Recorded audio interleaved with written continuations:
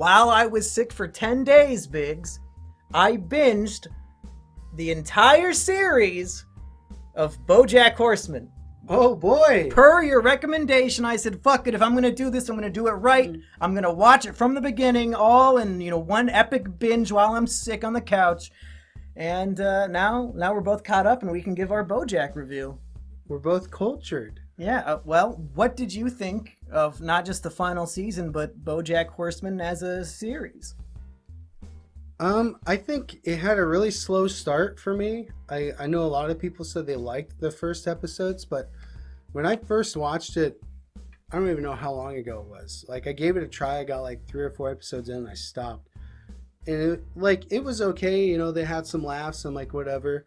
And then I stopped watching it. I just thought it kind of fell short for me. But then somebody kept saying, hey, you need to watch it. You need to watch it. It gets better. It gets better, blah, blah, blah. By better, it gets worse, because the worse things that happen, the better the show is. Yeah. So it's like after you get through those first episodes, you start to actually like connect with the characters. You understand like who they are and like what's going on in the show. It really takes off. And for me, a lot of people said the last season was really weak. What? I thought it was great. Oh. I thought the last season was amazing. Yeah. And I'm glad that it was, 16 episodes? They even gave us some extra ones. So for me, I found the show to be really good, and I would recommend it to anybody. Yeah, if we're going to break down some characters, I'm just going to spitfire some questions at you, Biggs. Who's a better character? Who's the better Aaron Paul character? Jesse Pinkman or Todd Sanchez? Chavez? What's his last name? Chavez. Who do you like better? Who would you rather hang out with, Todd or Jesse? I would rather hang out with Todd. Yeah. Dude, I kept telling you, Todd is such a great character. And like, the more you watch the show and just seeing him go through what he goes through is just hilarious. Because he almost everything he just rolls with. Like, a few things got to him. He has the attitude that all of us depressed boys wish we could have. Yeah. And like, he does have a character arc, but he doesn't at the same time because he doesn't really change.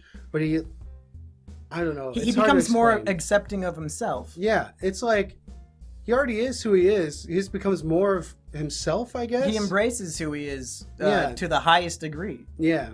So, I would call that character development. I think it was really good, too. I think it was better than Diane. Her character is that she gets fat. Yeah. I'm glad that the show ends with Diane still fat. That's what she fucking deserves. I can't stand Diane most of the time. Yeah, Diane's character is I'm glad Alison Brie or whatever apologized for voicing a half Vietnamese character. Good. Yeah, her character was something else. It was definitely not among the better of the characters. I'm sure if we were a woman who was dating a guy 10 years older than us, we would maybe relate to her. But there's not much. I mean, sure, me and Diane have both written a book, so I guess I relate to her because we both wrote a book. Wow, good job. No, but I don't think young men in our position are equipped to relate to most of Diane's problems. But most people would be like, oh man, this show goes too deep into the feminism themes and blah blah blah.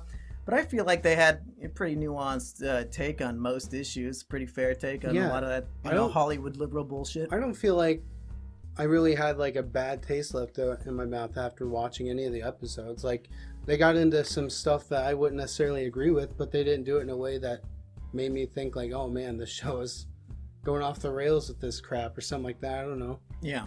I think they did an alright job. I think they have humor, kind of like supporting ideas and also shitting on it. Like, Bojack will come in with like a little quip about how something might be a bit hypocritical. So I feel like the writers were really in tune with both what's funny and what's relevant. Yeah. Yeah, and they kind of did what South Park does, where they kind of crap on everyone's parade. Like, they have like a whole arc about Bill Cosby and how Diane's trying to take down the Bill Cosby of the animal world, and I thought that was really funny too. Yeah. So So what'd you think of the ending? I'll tell you, this show is famous for its episode 11s, which I now have to rename the penultimate episode, since the last season was 16 episodes and it was in episode 15. But they're episode 11s of each season. You're watching, you know, the show's good, but you're just waiting for episode 11, because every season, that's when shit hits the fan. That's when Bojack goes off the rails. Things get psychedelic sometimes. He goes on a drug binge. He tries to fuck a child. So many different horrible things happen in these episode 11s. And I was thinking, how can they possibly do an episode 11 as the second to last episode of the show? How, like, I imagine the show is going to have a happy ending. How can Bojack hit his lowest point ever in the second to last episode? How could they possibly make him hit his rock bottom and then redeem it in 25 minutes in the finale? There's no fucking way. And yet, I watch episode 15, and it's the best episode 11 of them all, in my opinion. The episode where spoilers obviously, but Bojack is like literally on the brink of death, and he can't wake up, and he's in this dream world with all of the characters who are dead from his life. I mean, the episode had me fucking crying my eyes out by the end. It's so good. When the black void is like coming to eat him up, and he just wants to talk to Diane on the phone. Oh my god! And then you realize, or then she's like, "I didn't answer it." And he's just like. One of the things I thought was great was so going back to when he went on the bender with Sarah Lynn and she ultimately died. Do you think that's the worst thing he ever did? I think the worst thing he ever did is when he waited 18 minutes to call the ambulance. So that was a big twist. It's actually about that. If you notice, in episode 15, exactly like the time, it was like 18 minutes and so, I think it was like 2 seconds that he waited to call the ambulance. 18 minutes and that amount of seconds passed in the show. Is when she dies? No, it shows him dead in the pool, or dying in the pool. Should have been when Sarah Lynn went into the black void, but good enough.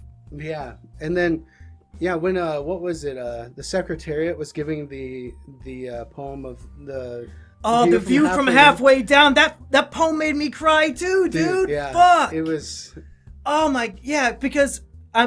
If you jump off a bridge to kill yourself, the view from halfway down is when you realize, oh, I shouldn't have done that, and I'm about to die. Like 1 second of pure terror before your death. Oh my god. Oh man. Yeah, I don't know what people were thinking when they decided that the last season was not good. Like, obviously they didn't understand what the show really was or something. Because what were they? Did they expect him to kill himself at the end, and they were disappointed that he lived? I'm guessing they thought it was just all a witty humor show and that the ending would be funny.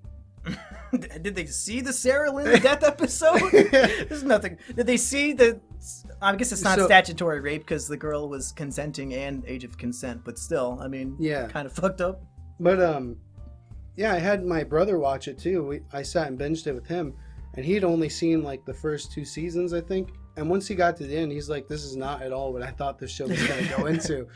And I was like, what'd you think it was? He's like, oh, I just thought it was another comedy show like American Dad or something. I'm like, are you serious? Even from the first 2 seasons, you got to tell that it's not a show like that. Yeah, it's definitely going to dive real deep into some fucked up, dark themes that lots of other media wouldn't touch with a 10-foot dick. Yeah. I guess if they are disappointed by the ending, the question is, how do you even end a show like this? Because for a lot of people, Bojack is unredeemable, and I don't feel as though he even is redeemed at the end of the show, and I think that's okay.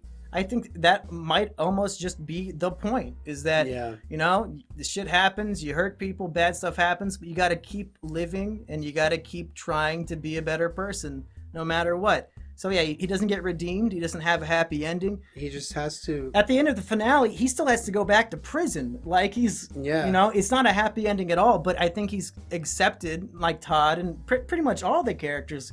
It's a journey of self-acceptance and trying to become a better version of yourself. Yeah, and see, I think the whole show, he accepted who he was, but he never, like, got to the point where he, like, forgave himself for what he did. And I think at the end, he finally like had forgiven himself so that he can move on. Because if he never would have gotten to that point, it would have just been a downward spiral for the rest of his life. Yeah. Yeah, that is true. They say you can't love another person until you love yourself, and I guess Bojack's almost a pristine example of that. Yeah. And I think even the last scene of like... When it's him and Diane on a roof for a full minute saying nothing, and I'm like, wait, what's going to happen? Anything? And then the credits start playing. I think that was the perfect ending for it. It's pretty good. So yeah, I'm glad he finished it, dude. It was definitely a good show. Yeah, I am very glad that I binged it from the beginning in almost one sitting, one sick week of watching one season a day. I wish I was in a bit of a better headspace when I binged the rest of it, but I still think it was worth it. It definitely put me in a worse headspace watching it. That show is a drain on any happiness you might have in your brain. But even the ending, like, it's not a bummer ending, but it wasn't super happy. Yeah, it's kind of an ending where you're like, wow. Damn. Okay. Yeah. It's like, well, that's it. All right, Biggs, here's the big question for Bojack. We've talked about the serious shit, but my question is, what is your favorite running gag from the show? And there are so many to choose from. Mr. Peanut Butter fucks up the signs and they add on the extra words every time. Mr. Peanut Butter, we could talk about him for a full podcast. I love that character. He's A tier, if not S tier for me. I love all of his catchphrases and shit. I think it was probably one of the most simple... Doggy, what now? But the funniest one to me, I don't know, it was really dumb, but I found myself just laughing when it happened. But throughout the whole show, he's just constantly, like, season to season, just talking crap about honeydew. Why would you put that in a fruit bowl? Blah, blah, blah. And, like... In the final episode when he eats it? He, like, picks it up, he's like, He takes a bite. Wow, that's not bad. Yeah, he actually likes it. I just started laughing so hard. I was like, of course. The final episode also had, it kind of like in the honeydew thing, the final Erica joke was the best one. And because every time they go to a party, Mr. Peanut Butter says, "Oh, Erica, who let you out of the burn ward?" Or, "Erica, you look ravishing tonight." And you like walk off. And the very last line, the last time we ever see Mr. Peanut Butter is him saying like, "Hey, don't worry, at this party I won't leave your side unless, of course, my friend Erica is there. But what are the chances of..." And then smash cut to Bojack alone at the party. And we never see Mr. Peanut Butter again. That's his final moment. Oh. Yeah. But I don't know if you would count this as a running gag. But more than one character does it, but specifically when Bojack does it is my favorite. And it's such a small thing, I don't know why it makes me laugh every time, but it does, is whenever somebody is doing something absurd or just horrible, something bad is happening, and a character, specifically Bojack, just responds with, and like, just like, I like that they include all these long uhs and they animate them. It's so fucking funny because like he's speechless to what's happening. I mean, that's probably what most of us would be doing when something like that happens. Like, I don't know why, but every had me laughing for some reason. Yeah. They're really good. They're a good touch. Yeah. You have any other Bojack points you want to hit before next week when we read comments telling us why we're wrong about Diane? Oh man, I don't know. I feel like, oh man, there's so much I could say about Bojack, but I'll do it right now. I don't know if there's really any like final things to say. I mean, it was. Well, if you have any like just ideas you want to spit at the wall, we're an hour into a podcast, so anybody listening is desperate to hear anything we have to say. So just you can spitball ideas. What did you think of the episode from the perspective of Princess Carolyn's great granddaughter, and then the revelation at the end that it was just her imagination? Yeah, I mean the writers clearly have fun with the show, and random episodes will just have a different frame of narration, like the one where the two therapists are like talking about their day, and then it just happens to be the stories of Bojack, and they like change. Oh no, he's a zebra, you know. And they actually change the characters. Like Todd, what was Todd? He's like they were all something stupid. Yeah, I can't remember. Princess Carolyn was like a ball of yarn spirit of a woman, or just all this crazy. I think no, Todd was a giant hand. I think. Yeah, he was. Yeah, so yeah, they the episode with in the future with the great granddaughter narrating it. You know, I like all the little creative things that they do to keep the show fresh. Like, I don't know how exactly they did it, but somehow they made something so like minute feel crazy. Like at the end, she's like, "Oh yeah, sometimes I dream of my great granddaughter to know that everything's gonna be okay or something." And at the end of the episode, it's just like the end credits rolling, like, damn. Yeah. It never goes back to the great granddaughter. She's like, oh, I guess it was just in her imagination. Fuck. Another off the wall episode that I really liked was the one where Bojack goes underwater. And it's like completely silent, just like the sound of underwater gurgling every now and then. At the very end, he realizes he could have talked the whole time. Oh man. That was also like, at first I didn't understand what was happening, and then by the end I was like, I like that episode. No, super complicated concept. You can't talk underwater, Biggs. I can see why you were confused. Anyway, I don't have any other Bojack points off the top of my head, but I'm sure we'll get into it with comments next week. So let us know what you guys think of Bojack if you watched it all the way through. And if you haven't, binge it before next week so you can comment. Well, I mean, we basically just spoiled it, but it's not about the destination, Biggs. It's about the journey, and I think the Bojack journey is one that anybody would be lucky to take for the first time. It's 30 hours of pristine comedy and existential crises. Lots of fun. I'd give Bojack Horseman 9.5 out of 10. Yeah, that's fair.